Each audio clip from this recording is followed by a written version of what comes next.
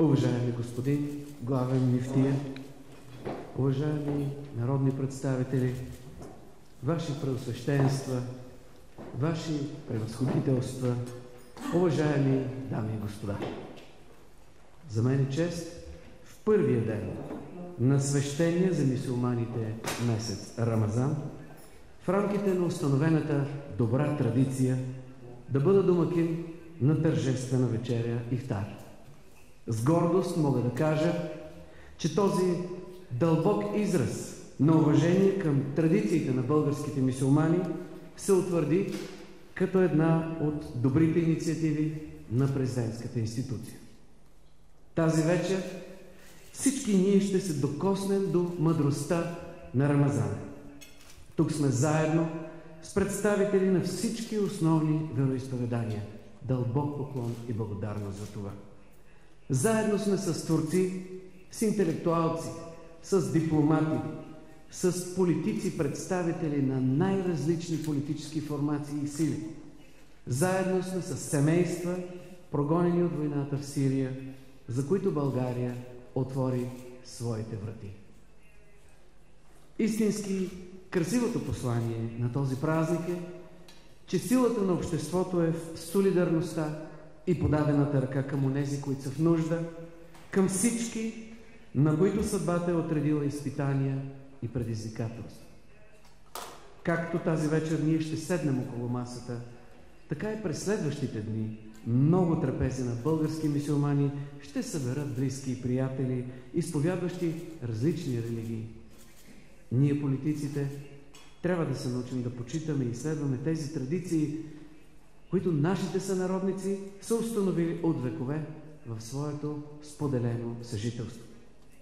Множество са примерите, в които българските граждани, независимо от тяхната религиозна принадлежност, заедно преодоляват природни бедствия, трудности и незгоди. Нещастията не подбират етнос и религия. През вековете по българските земи сме се научили да си помагаме, да се подкрепяме.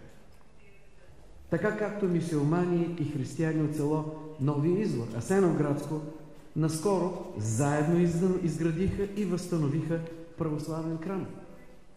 Или както в началото на месец май в Кърджали, където районния муфтия и енорийския свещеник заедно организираха общоградски курбан за здраве. Гордеем се с тези примери и си пожелаваме да се множат. Скъпи приятели, само преди дни имах честта да наградя с орден за гражданска заслуга български граждани, изповядващи исляма, които в най-мрачните години на тоталитарния режим са имали смелостта и достоинството да се борят за спазването на основните човешки права. Техният подвиг е пример и доказателство, че и най-страшното зло може да бъде предотвратено, ако съпротивата срещу него е достатъчно активна и категорична и когато хора от различни религии, с различен етнически, културен, социален произход, с различни политически възгледи се обединят и категорично кажат не на омразата. Церемонията по тяхното награждаване бе поредният израз на моя ангажимент да отдавам дължимата почет към участвалите в майските събития, породени от опита за насилствена асимилация на българските мюсюлмани. Категорично заставам на страната на истината и против забравата. Мрачните страници от нашето минало не трябва удобно да бъдат изтривани, а подробно изучавани и помнени.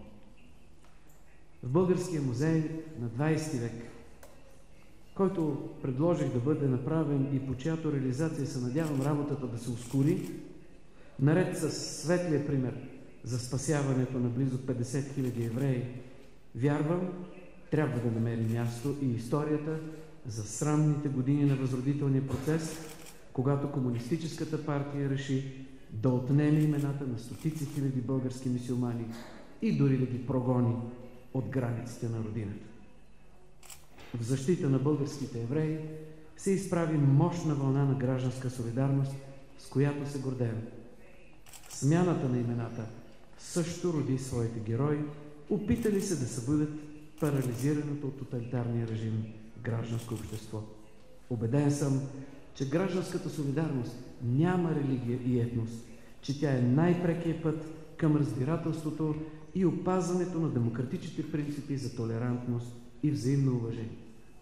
За съжаление, днес сме свидетели на използване на езика на омразата, на антисемитизъм, на агресивен национализъм и необуздан популизъм в Европа, но и у нас.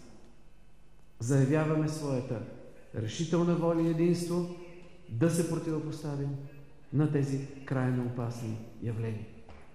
Скъпи приятели, благодаря на всички, които са тази вечер тук заедно с нас, за да докажем, че България и празниците и трудностите са споделени, че заедно, обединени и уважавайки многообразието, градим своя общ дом. Пожелавам здраве и благоденствие на всички присъстващи, на вашите семейства и близки и на всички българи мюсюлмани. Честит празник!